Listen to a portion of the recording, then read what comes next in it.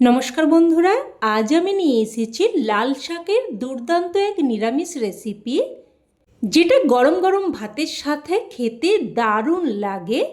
লাল শাক ভাজা, ঘন্ট এইসব তো অনেকবারই রান্না করে খেয়েছেন। একবার এইভাবে একটু নতুন পদ্ধতিতে রান্নাটা করে দেখুন। আমি গ্যারেন্টি দিচ্ছি, যে শাক খেতে একদমই অপছন্দ করে সেও কিন্তু একদম আঙুল চেটে খেয়ে নেবে। তো রান্নাটা তৈরি করার জন্য প্রথমেই আমি এখানে এক আঁটি লাল শাক নিয়েছি। এবার দেখুন শাকগুলোকে আমি বেছে নিচ্ছি। শাকের পাতার পেছনের দিকে কিন্তু দেখবেন বেশিরভাগ পোকা থেকে থাকে। তো পোকা পচা সেগুলো কিন্তু একটা একটা করে ভালোভাবে বেছে নিতে হবে। দেখুন আমি সমস্ত শাকটাই সুন্দরভাবে বেছে নিয়ে তারপর একদম ভালোভাবে ধুয়ে নিয়েছি। এবার শাকটাকে আমি কেটে নিচ্ছি। তো একদম গোড়ার দিকটা বাদ দিয়ে এবার দেখুন আমি পুরো শাকটাই এইরকমভাবে কেটে নিচ্ছি।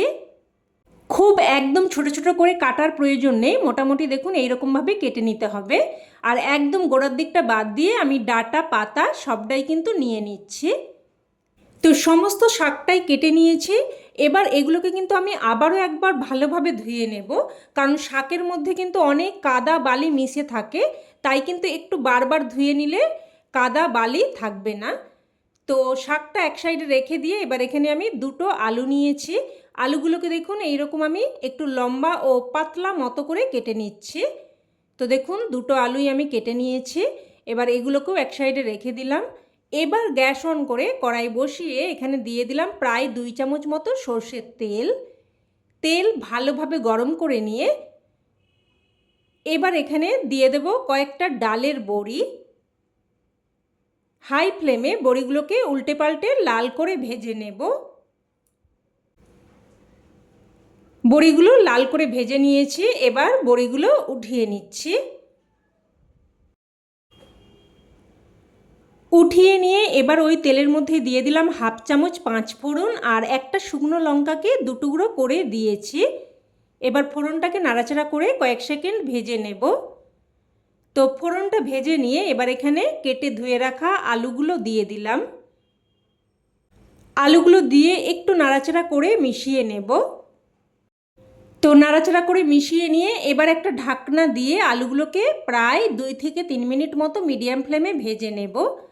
এবার এই সময় আমি একটা মশলা তৈরি করে নেব। তো একটা পাত্রের মধ্যে নিয়ে নিলাম হাফ চামচ সাদা বা হলুদ সর্ষে, হাফ চামচ কালো সর্ষে আর হাফ চামচ গোটা জিরে আর দুটো কাঁচা লঙ্কা। আর ঝালটা কিন্তু অবশ্যই আপনারা আপনাদের স্বাদ অনুযায়ী দিয়ে দেবেন। এবার এগুলোকে আমি শিলেতে করে বেটে নিচ্ছি। আর বন্ধুরা আপনারা কিন্তু চেষ্টা করবেন সর্ষেটা শিলেতে করে বেটে নেওয়ার। সর্ষে যদি শিলেতে করে বেটে নেওয়া হয় তাহলে কিন্তু একদমই তেঁতো হওয়ার সম্ভাবনা থাকে না। আর সাদা কালো 2 রকম সর্ষে মিশিয়ে রান্না করবেন, দেখবেন একদমই কিন্তু সর্ষে তেঁতো হবে না। তো দেখুন একদম মিহি করে মশলাটাকে আমি বেটে নিয়েছি, এবার উঠিয়ে নিলাম। এবার এদিকে মিডিয়াম ফ্লেমে ঢাকনা দিয়ে দিয়ে প্রায় 2-3 মিনিট মতো আলুগুলোকে ভেজে নিয়েছি। দেখুন আলুর মধ্যে একটা সুন্দর কোটিং পড়ে গেছে। এবার এখানে দিয়ে দিচ্ছি বেটে রাখা মশলা। মশলার বাটি ধুয়ে অল্প একটু জলও দিয়ে দিলাম। এবার এখানে দিয়ে দিচ্ছি হাফ চামচ মতো হলুদ গুঁড়ো আর অল্প একটু লঙ্কার গুঁড়ো দিয়ে দিলাম। আর দিয়ে দিলাম স্বাদ অনুযায়ী লবণ। আর তরকারির সমস্ত লবণটা কিন্তু আমি এই পর্যায়েই দিয়ে দিলাম। আর শাক কিন্তু রান্নার পর বেশ খানিকটা কমে যায়, তাই লবণটা কিন্তু অবশ্যই বুঝে দেবেন। তো সব কিছু মিশিয়ে নিয়ে এবার ঢাকনা দিয়ে মশলাটাকে কষিয়ে নেব। তো ঢাকনা দিয়ে মশলাটাকে প্রায় 2-3 মিনিট মতো কষিয়ে নিয়েছি। দেখুন মশলা থেকে একদম তেল সেপারেট হয়ে গেছে। আর মশলা কষানোর সময় অবশ্যই কিন্তু গ্যাসের ফ্লেমটাকে লো টু মিডিয়ামে রাখবেন। এবার এখানে দিয়ে দিচ্ছি কেটে ধুয়ে রাখা লাল শাক। সমস্ত শাকটা দিয়ে এবার নাড়াচাড়া করে বেশ ভালোভাবে মিশিয়ে নেব। আর নাড়াচাড়া করতে করতেই দেখবেন শাকটা কিন্তু বেশ খানিকটা কমে যাবে। দেখুন নাড়াচাড়া করতে করতেই কিন্তু শাকটা অনেকটাই কমে গেছে। তো ভালোভাবে নাড়াচাড়া করে মিশিয়ে নিয়ে এবার আমি লো টু মিডিয়াম ফ্লেমে ঢাকনা দিয়ে আবারও 2-3 মিনিট মতো রান্না করে নেব। তো ঢাকনা দিয়ে প্রায় 2-3 মিনিট মতো রান্না করে নিয়েছি। আর শাকের জলেই কিন্তু শাক আলু প্রায় সেদ্ধ হয়েই গেছে।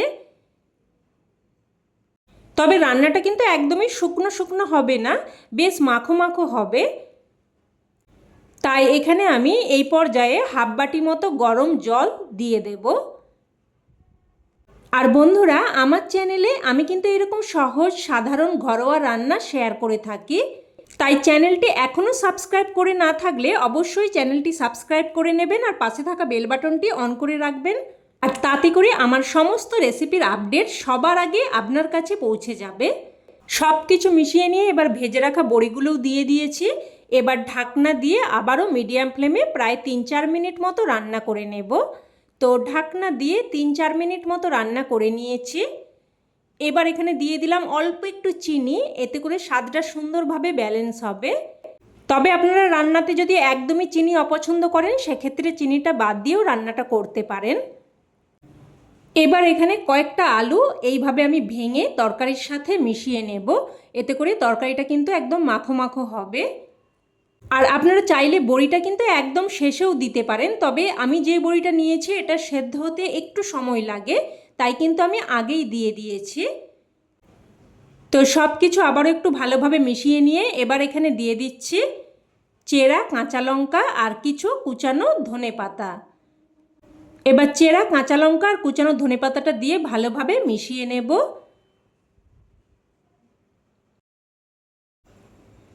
ভালোভাবে মিশিয়ে নিয়ে এবার এখানে সবশেষে দিয়ে দেব 1 চামচ মতো কাঁচা সর্ষের তেল। আর সবশেষে একটু কাঁচা সর্ষের তেল দিয়ে দিলে কিন্তু রান্নাতে একটা বেশ ঝাঁঝালো ফ্লেভার আসবে, খেতে কিন্তু দারুণ লাগবে।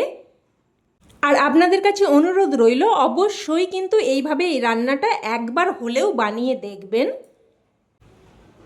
তো সব কিছু ভালোভাবে মিশিয়ে নিয়ে এবার গ্যাসের ফ্লেম বন্ধ করে ঢাকনা দিয়ে স্ট্যান্ডিং টাইমে রেখে দিলেই রান্না কিন্তু একদম তৈরি।